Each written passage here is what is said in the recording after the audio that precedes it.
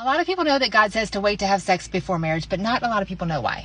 But there's also a lot of questions like, what if I've already had sex? Or does that even apply in the 21st century? And what does science have to say? So I researched it on and off for about 15 years. And here's a hot take on what counselors, the Bible, and science all have to say about sex. Number one, science. So the Gottmans are leading researchers when it comes to marriage and dating, and they coined something called the love cocktail.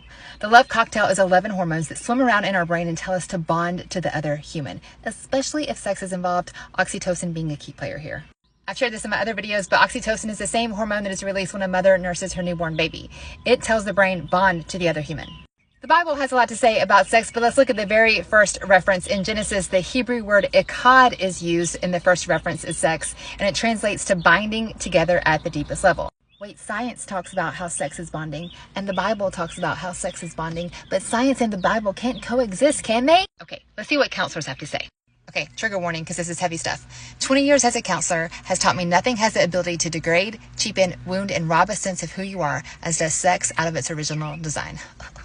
In the counselor's office, individuals rarely, if ever, weep scalding tears about any other sense of loss like they do a sexual relationship when it ends. Oh, my heart. This makes my heart break so bad because I was that girl too. And I've mentored dozens of girls along the years who have felt the pain of this bond that is broken. Listen, I don't want you to feel less than. I don't want you to feel bad. I want you to know and be empowered to choose better moving forward. I don't care what happened last week or last spring break.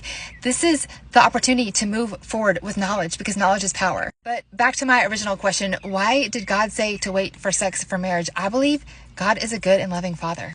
I mean, think about it. God invented sex. It is the most intimate you can be with another human being. It is undressed in every form of the word. Don't you think a good and loving father would invent this creation in the form of marriage, in the form of I am committed to you no matter what, through thick and through thin, for better or for worse, through your flaws and your stretch marks and everything. I love you and only you. But our culture says I gotta try you before I buy you.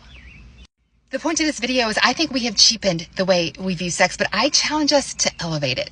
If we take this elevated view of sex and we realize the God of the universe, daughter we are dating, or son we are dating, and we look at each other with dignity and honor and respect, then we're not looking out what's in it for me. We're looking how can I best serve you and support you and want what's best for your future. What if we dated that way instead?